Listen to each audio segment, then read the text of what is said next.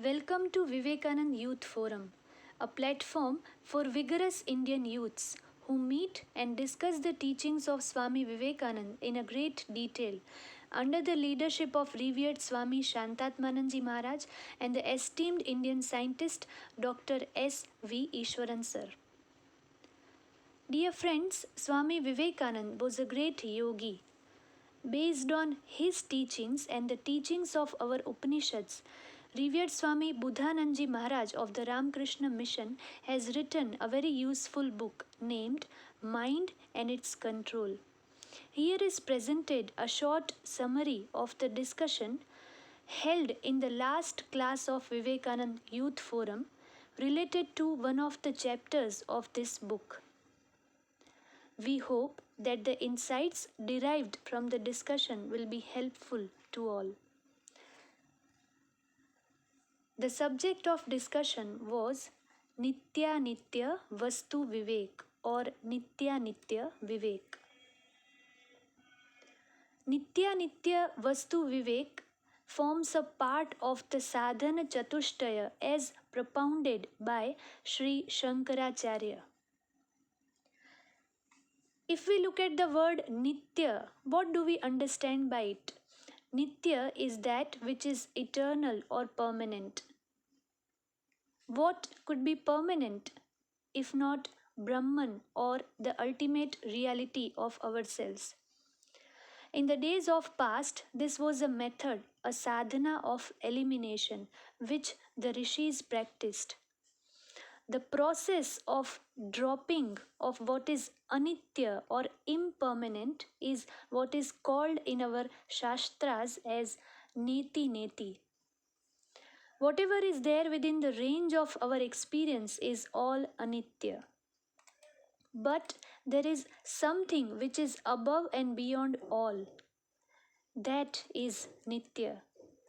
Dear friends, we are told that this nitya is the witness, turiya, atman or brahman. Even in the state of deep sleep, this nitya is always there as the witness.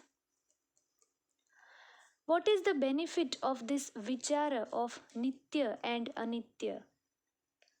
Well, it is said that whatever experience we have in this world is creating an impact on us.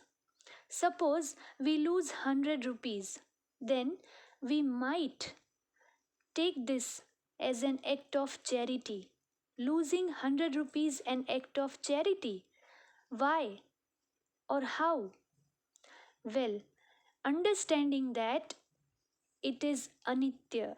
The wealth that we possessed was supposed to go, either today or one day. We must consciously try to understand that all things are going to go. Not that we should lose things and we should become careless, but this transience we must bear in mind. This can remove 90% of the problems we have in life. Whenever we are faced with a dilemma in life, we should try to understand it from the angle of Nitya or Anitya.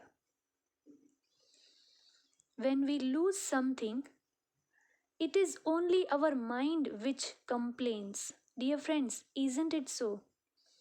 We are told that at the time of a difficulty, a problem, this Viveka, this vichar of Nitya Anitya will help us not get crushed by the burden of that problem.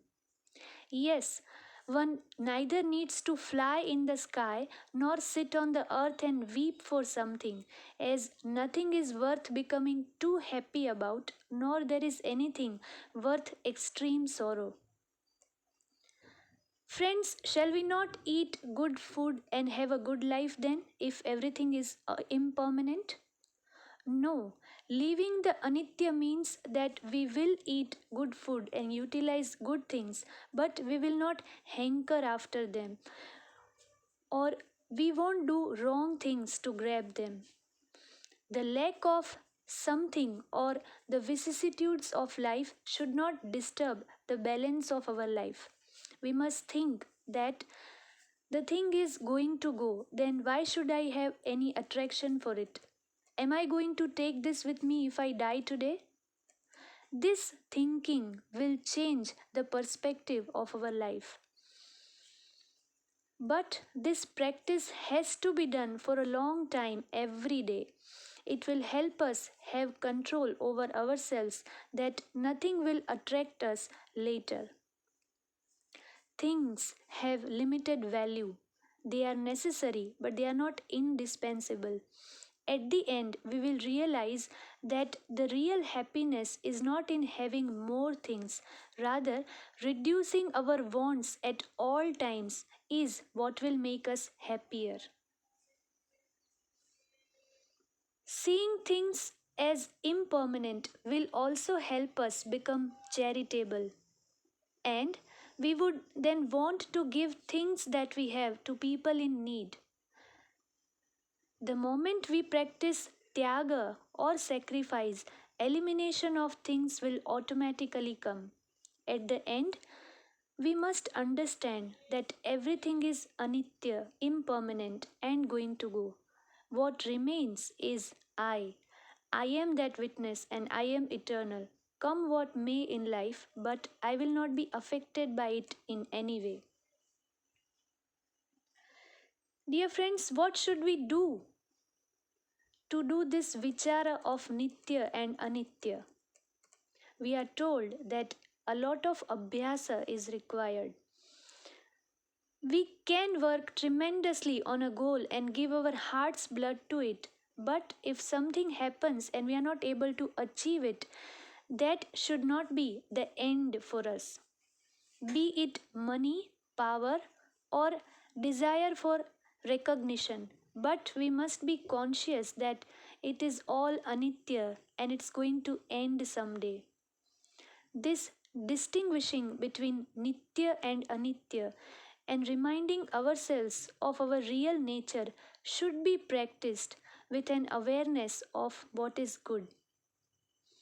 If we sit quietly every day and just think for a few minutes what we have done during the day, then gradually over a period of time it will bring about a change in our outlook as we introspect every day. The clear knowledge at the back of our mind that things are transient will not allow us to get crushed by some failure or to be under pressure. Yes, it is we who have to battle for our own life. No one else would do it for us. But look at nature. Even a small insect also manifests the awareness as to what is injurious for its existence. Then we, the human beings, are specially empowered to realize that we are great, that we can be great, and that we can make an effort, a conscious effort to do it in this very life itself. Yes, it is a lifelong struggle to cultivate this Viveka and to have control over our lives, but a constant watch over what we should do and what we should not. Striving to lead a life of service and tyaga can get us real satisfaction and joy at the end.